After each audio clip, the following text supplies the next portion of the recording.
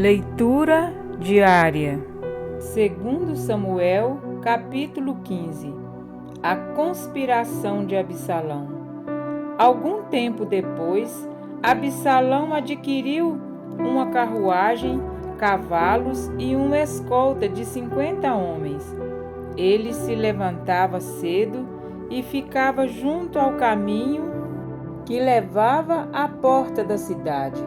Sempre que alguém trazia uma causa para ser decidida pelo rei, Absalão o chamava e perguntava de que cidade vinha. A pessoa respondia que era de uma das tribos de Israel e Absalão dizia: a sua causa é válida e legítima, mas não há nenhum representante do rei para ouvi-lo. E Absalão acrescentava: quem me dera ser designado juiz desta terra. Todos os que tivessem uma causa ou uma questão legal viriam a mim e eu lhe faria justiça.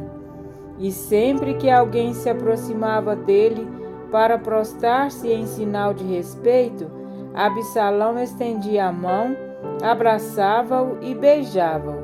Absalão agia assim com todos os israelitas que vinham pedir que o rei fizesse justiça. Assim, ele foi conquistando a lealdade dos homens de Israel. Ao final de 4 anos, Absalão disse ao rei: deixa-me ir a Hebrom para cumprir um voto que fiz ao Senhor. Quando o teu servo estava em Jesús, na Síria, fez este voto: se o Senhor me permitir voltar a Jerusalém, prestarei culto a ele em Hebrom. Vá em paz, disse o rei, e ele foi para Hebrom. Absalão enviou secretamente mensageiros a todas as tribos de Israel, dizendo: assim que vocês ouvirem o som das trombetas, digam: Absalão é rei em Hebrom. Absalão levou 200 homens de Jerusalém. Eles tinham sido convidados e nada sabiam nem suspeitavam do que estava acontecendo. Depois de oferecer sacrifícios, Absalão mandou chamar Aitofel da cidade de Gilo, conselheiro de Davi. A conspiração ganhou força e cresceu o número dos que seguiam Absalão. A fuga de Davi. Então, um mensageiro chegou e disse a Davi: os israelitas estão com Absalão. Em vista disso, Davi disse aos conselheiros que estavam com ele em Jerusalém: vamos fugir, caso contrário, não escaparemos de Absalão. Se não partirmos imediatamente, ele nos alcançará, causará a nossa ruína e matará o povo à espada. Os conselheiros do rei lhe responderam: teus servos estão dispostos a fazer tudo o que o rei nosso senhor decidir.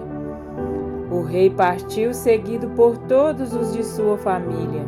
Deixou, porém, 10 concubinas para tomarem conta do palácio.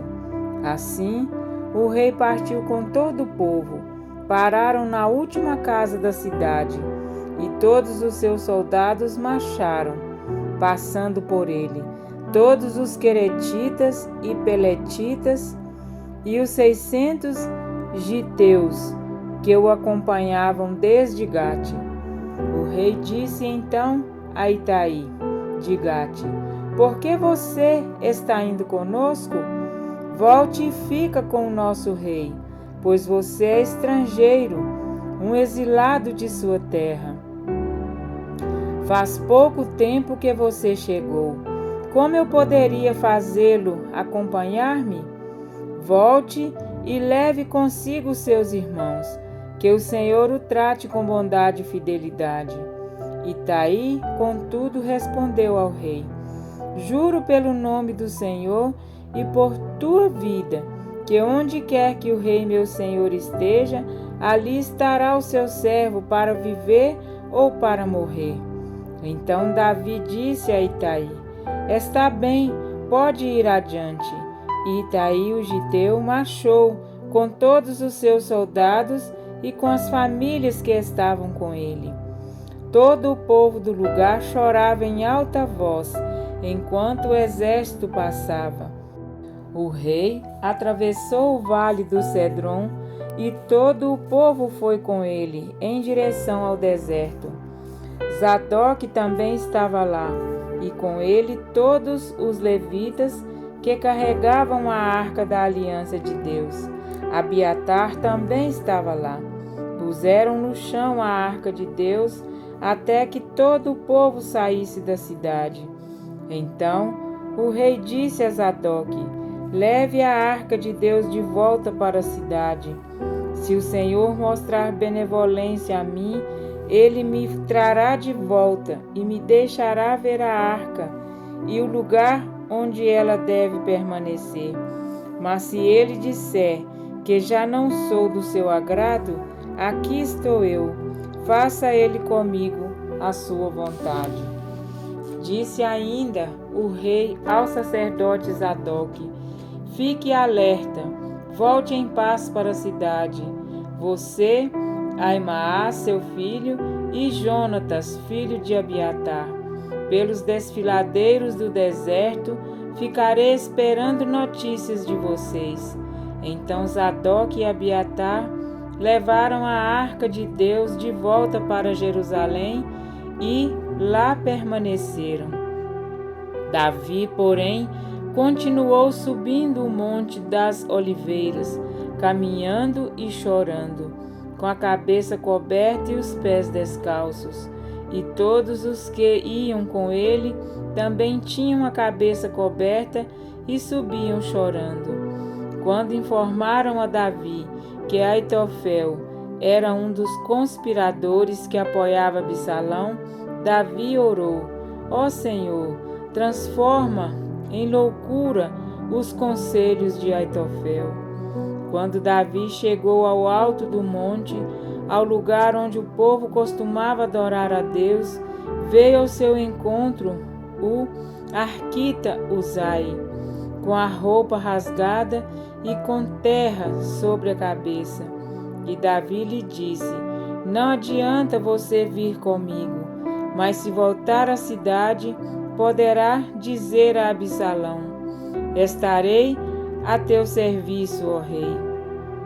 No passado estive a serviço de teu pai, mas agora estarei a teu serviço. Assim você me ajudará. Frustrando o conselho de Aitofel, os sacerdotes Zadok e Abiatar estarão lá com você. Informe-os do que você souber no palácio. Também estão lá os 2 filhos deles, Aimaas e Jonatas. Por meio deles, me informe de tudo que você ouvir. Uzai, amigo de Davi, chegou a Jerusalém quando Absalão estava entrando na cidade. Amém? Para refletir. Desta maneira fazia Absalão a todo Israel que vinha ao rei para juízo, e assim ele furtava o coração dos homens de Israel. Estamos vivendo em meio a um caos mundial, terremotos, vulcões em erupção, tornados, crises políticas, problemas em dimensões gigantescas, de ordem natural e social. Parece que toda a terra chora em alta voz, e esses problemas não existiram sempre? Sim, mas pesquisem e verão que nunca houve tantos desastres naturais em um espaço de tempo tão curto e em intensidade tão devastadora. É em uma época em que o consumismo é tão ovacionado, nunca houve tanta miséria. Absalão era o tipo político bonitão, ia conquistando o coração do povo com promessas de um governo melhor. Apertos de mão, abraços e beijos. Este quadro nos faz lembrar de um grupo específico, não é mesmo? Será que eles extraíram essa estratégia hipócrita do exemplo de Absalão? Só sei que ele conseguia fazer algo interessante. Ele roubava o coração das pessoas. Tá aí uma coisa que Deus não faz. Ele pede a nossa permissão. Dá-me, filho meu, o teu coração. Provérbios 23, 26.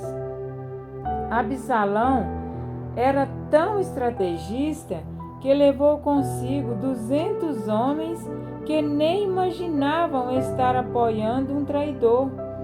Ainda há tantos que seguem ao inimigo das almas, pensando estar no caminho certo. A conspiração de Absalão ia se fortalecendo e crescia em número o povo que tornava o partido de Absalão. Qual é o seu partido? Não falo agora em política, falo de fatores de ordem espiritual. Podemos não ter controle dos fatores naturais nem sociais. Contudo, os de ordem espiritual dependem de uma decisão sua, de uma decisão minha. Fugir por um momento pode até trazer um alívio momentâneo, mas não resolverá definitivamente. Chorar alivia, mas não soluciona. Manter-se informado ajuda a reduzir os riscos de ser pego de surpresa, mas também não é a solução. O segredo da vitória neste capítulo veio da resposta de um estrangeiro, Itai. O que ele disse a Davi: Deus deseja que o digamos também. Neste exato momento, se desligue de tudo que tiver ao seu redor e de tudo o que lhe aflige e leia junto comigo as palavras de Itai, mas em forma de oração ao Senhor. Tão certo como vive o Senhor, no lugar em que estiveres, meu Senhor, seja para morrer ou viver por ti, lá eu, teu servo, também estarei. Todo o sofrimento de Davi veio por causa de suas más escolhas. Toda a embalagem linda e perfeita de Absalão escondia o seu conteúdo fora da validade.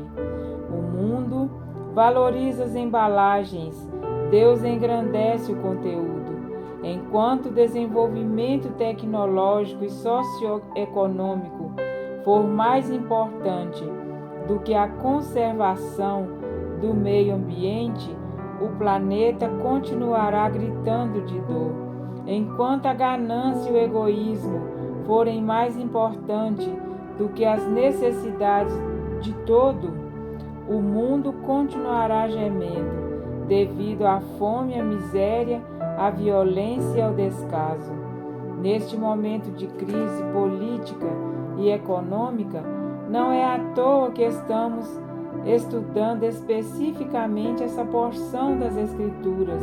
E qual é a nossa parte neste conflito? Tratai todos com honra, amai os irmãos, temei a Deus, honrai o Rei. 1 Pedro 2,17. Mesmo que quem se levante contra nós seja aqueles que deveriam ser por nós, o apóstolo Paulo adverte: pois muitos andam entre nós, dos quais repetidas vezes eu vos dizia, e agora vos digo, até chorando, que são inimigos da cruz de Cristo. Filipenses 3,18. Como Absalão se revoltou contra o próprio pai, podem se levantar pessoas da sua família, do seu círculo de amigos, da tua igreja contra você. No entanto, se Deus é com você, quem poderá contra você?